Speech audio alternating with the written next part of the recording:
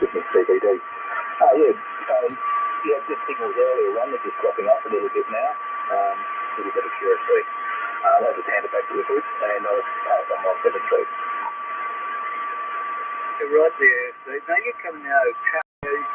Not a brilliant signal, but the audio is good. Spot on, 5 out of 5 on the audio, but the others out of 4. So down a little bit, but that's the way it goes sometimes in the different areas of the Australia. You can be a 5-9, next week you can be a 3-3. Stephen, thank you for coming up. Okay, let's go to Brother Doodle Whiskey, as you sir.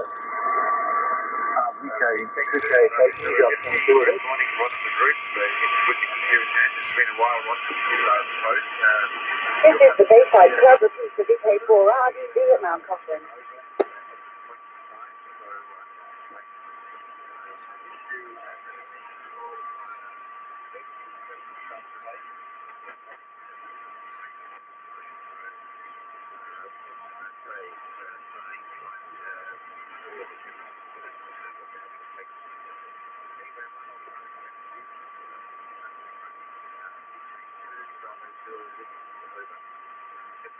Jim, now you're coming in okay. You've got quite a good signal at the city, so no problems at all, and it's great to hear you. I'll give you 5-7 there, mate, over. What's that?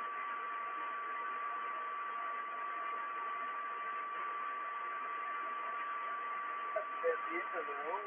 The bush, that came in there, I haven't had it up yet. A rough catch where I'm up with it, I think it's about 34. There, the speak to us on before this all missing it.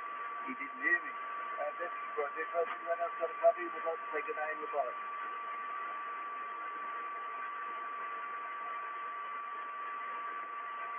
Well, that's it there. So, I'd like to thank you all for coming up this morning. It's been pretty good there. And I think we've broken the record, but pretty close to it. So we've got 33 again. So there we are. 33, same as yesterday. So thank you all for coming up, and I hope you all have a good day. As I say, don't mix with people. If you're down the ground, over 70s in this state, don't go out, they say, unless it's really, you're going to get some food or something, but they don't want you out in the public. So there we are, the time again. I'll be back again tomorrow morning at the same time on this frequency 7097. So the group is CK3 Alpha Romeo was saying him they 40 minutes. Saying 2 years old. Keep everyone happy. Keep your chin up, and let's do it again tomorrow. So the CK3 Alpha Romeo going through. 73's Ron. Sorry, mate. I've just been sitting here with Sam talking shade houses of all things. All the best, mate. Yeah, it's been a big day again today. Hey, good stuff. Catch you later, buddy. Yeah, thanks for that. You have a good day too. One day we'll get out and see you when all this stuff is over. Sounds good, mate. Catch you later, guys. All the best. I'm going to annoy Sam about some shade house stuff. Cheers, all. Cheers, everyone. Great. I hope you enjoyed the meet, everyone. It's been a few weeks. Been an hour and 3/4, so it's been pretty busy. Thank you, say 33, so we're not doing too bad, are we? Okay, everyone. Have a good day. Catch you later.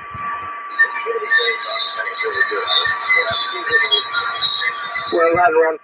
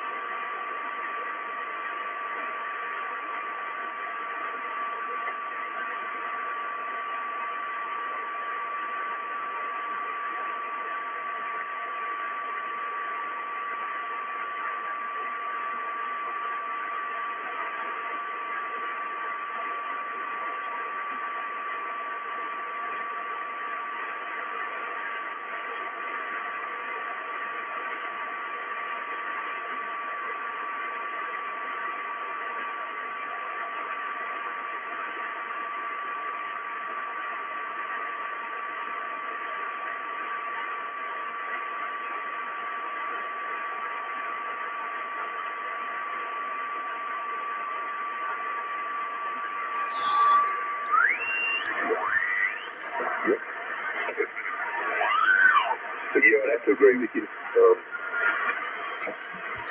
don't know.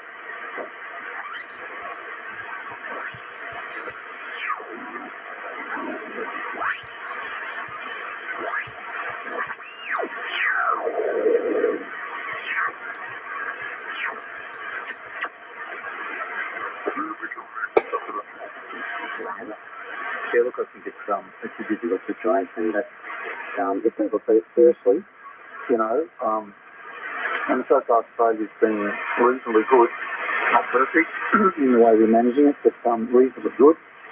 Our growth rate, and the daily growth rate is now below 10%. When it started, it was closer to 20% growth per day, compounding.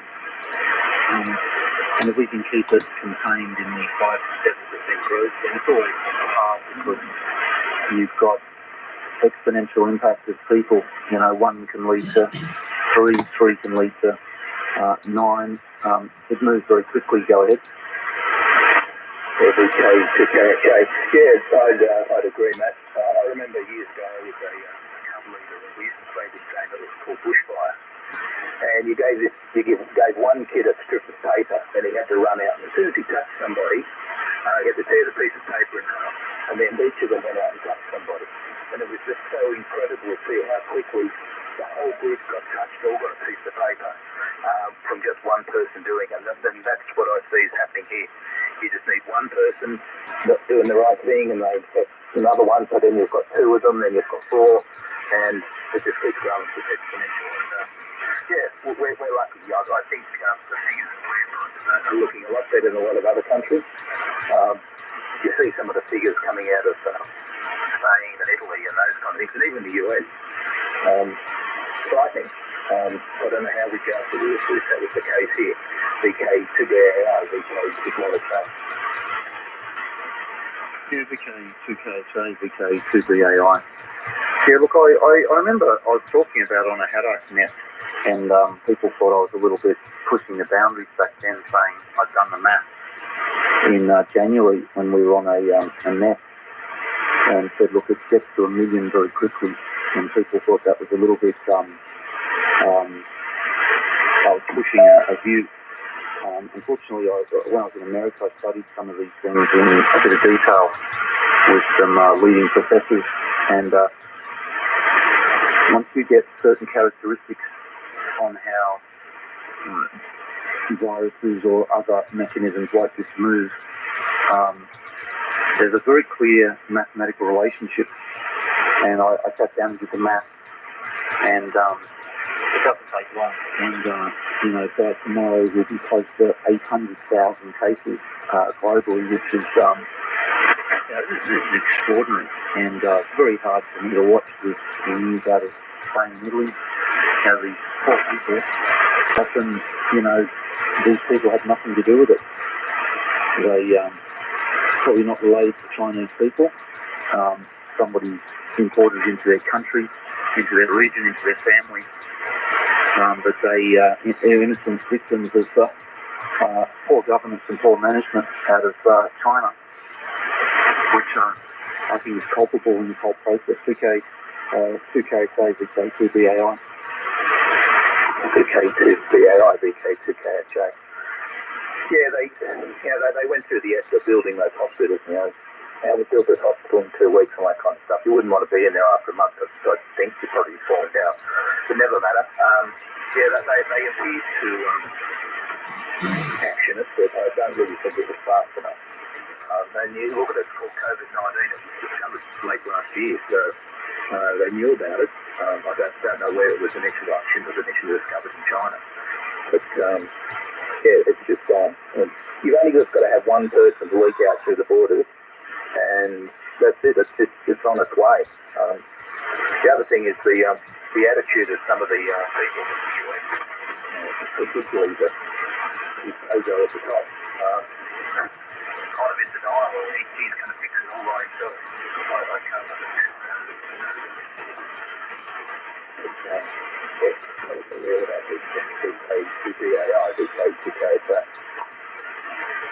VK2KHA, VK2BAI. Yeah, look, it's interesting. In China, 15 kilometres from the source of the outbreak is a facility, let's call it, that's used by medical and facility around germ warfare, and it's known about, but not spoken about much. And there's some interesting views and articles written out of the US, and I've heard other amateurs speaking about the probability that it came from that location rather than a market. But that's only conjecture. One can look at the probabilities of this. It was also interesting that I think it was either SARS or MERS also came out of China in a similar strain of this virus. Different in that case. So it's a difficult situation. It was interesting, some press early this morning saying the coffin urns, the urns they use for dead people in China, they show pictures of 5,000 additional urns turning up just days ago, which to suggest that, like a lot of the other numbers coming out of China, they're not true whatsoever. Why would you have 5,000 additional urns if your death rate is down to zero? Go ahead. Yeah, well, the propaganda that gets pushed by really any government, you don't know what's really happening. And therefore, I hear a story about the germ warfare, and it's a fairly virulent thing. So you'd think it potentially might have been manufactured. I know that the Chinese have a habit of eating bats and frogs and all that kind of stuff. And yes, it could have come from that, but you just don't know. CK. Yeah, it's, the source of it we'll probably never know, and the truth of it, as I say, the first casualty of war is truth. And, it's a war against the virus, which makes it even difficult because you can't see what's going on. Anyway, on a different topic there, Steve, how you planning to spend your day? I've managed to get the kids through the first part of their schoolwork. We've had recess break. I'm trying to follow the school timetable. Lunch break I guess will be about 12:15. And I've been also looking at putting up a nice loop. So I've got I managed to get some string. So it's actually a parachute cord from Bunnings yesterday when I thought all the shops were going to close for a while. I went and bought 4 rolls of it along with some milk, and I tried to get thread. I couldn't get thread either. But I think I noticed they had a lot of social distancing. They had inspectors along each aisle. No more than 4 people in a aisle at Bunnings at any one time. And maybe that'll even be further today, but they're certainly managing it quite well. Go ahead.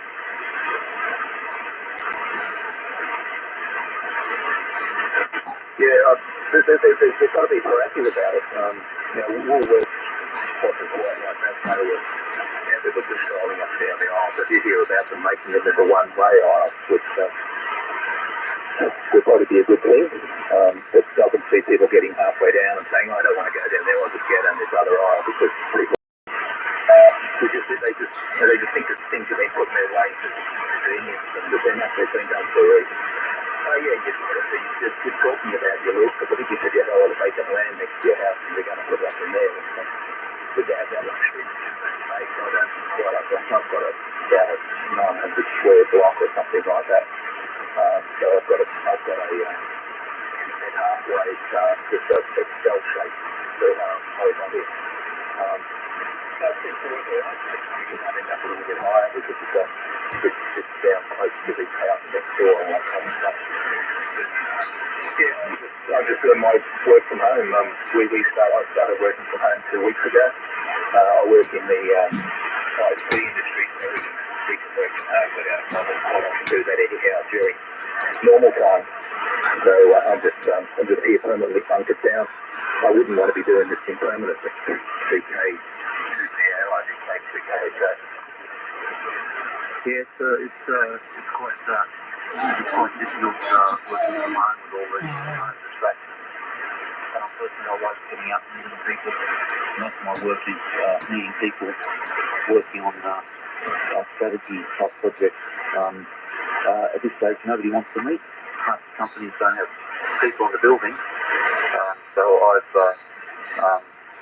come to a screaming halt. VK, 2KHA, VK, 2BAI. VK, 2BAI, VK, 2KHA. We have we use Zoom.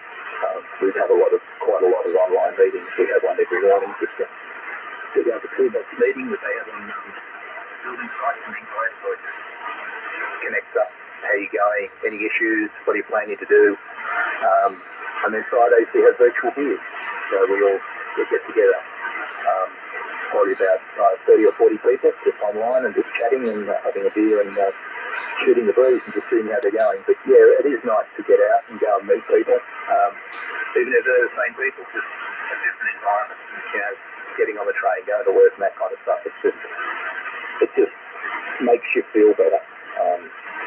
I'm lucky. There's only two of us in this house. But I don't have any kids or anything like that are still at home. So I don't have those kind of distractions. The only distractions would be me distracting myself, deciding, I'm going to go and move this antenna or something like that.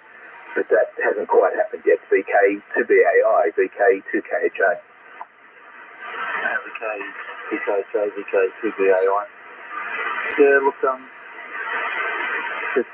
agree. I think after all these things settled, people will appreciate how important it is to get together.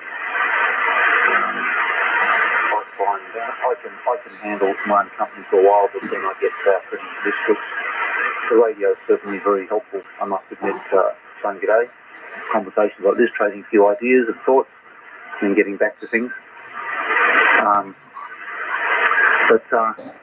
Things like universities and schools, I think, are probably going to have quite a change come up as a result of this, and I'm guessing a lot of supply chains will also rebuild and diversify away from China, which we have been too heavily reliant on, and hopefully they'll diversify across a range of countries and products. I noticed this morning the government put in place a prohibition of buying any assets from foreign companies, which is a sensible move as well. VK 2KHA, VK 2BAI. VK 2BAI, VK 2KHA. I heard that thing on the news this morning. I was listening to ABC Girls coming back from Woolworths, and I thought it's a good move. It's about time. They could be there just picking up all these bargains, and then when the dust settles, we're going, we don't have that anymore. We don't have that anymore. We don't have that anymore. Oh dear, what are we going to do? And they kind of got you by the short and curly, to coin a phrase. And it's not very nice. The problem is a lot of people like the prices of stuff that comes out of China, and you go and manufacture it locally, and they say, I'm not going to pay that kind of money. Even though they might have their green and gold hat on and that kind of stuff, they still object to paying the money. So that's another mindset you've probably got with VK 2BAI, VK 2KHA. This is the Bayside Club looking for VK4R. Do you see it, Mount Cocktail? Well, let's hope that we have an honest conversation about it. As you saw in the press, pictures of 100 tons of medical supplies taken by two Chinese run Australian property groups, masks, medical equipment, drugs, protection gear, all taken out of Australia under our noses. What does that mean? You put all our elderly Australians at risk, our health workers at risk, and gave them no defence. And that was taken out under our nose over the last several weeks. It's an utter disgrace in my view. Go ahead. I could only agree. And also this bit with the baby formula, is just these people just stripping supermarkets and stuff, and then they should put it in a container and send it to China and charge exorbitant amounts of money for it. Money for jam, really, but where the bunnies that are doing it? The supermarkets have them, but if they are 3 per customer, well, they go out to their car, come back again, and if they go to a different checkout every time, nobody's ever going to know. So, we kind of do it to ourselves. VK 2BAI, VK 2KHA. VK 2KHA, VK 2BAI. I've seen it firsthand in Hornsey. I saw a young couple screaming, and I saw this firsthand, screaming at 3 Chinese nationals who had a complete trolley load of baby formula, and they were screaming at them saying, "We have no food to feed our babies. Stop stealing the baby food." And they're screaming at the top of their voice at these Chinese who are still doing it. So I called security over, I called over the store manager and had them evicted. They're doing it every day, this couple said. They come in every day. They've got an operation on the old side of Hornsey. They come and take all the stuff. They have a team of them. They take it continuously throughout the day until there's no stop. And they have a team of them doing it. And we have them evicted, but the problem is they're running an operation in Hornsey to do this and have it all shipped overseas. It's very hard to stop it. Now this couple had just had enough, and I fully supported them because I'm going, it's just not right.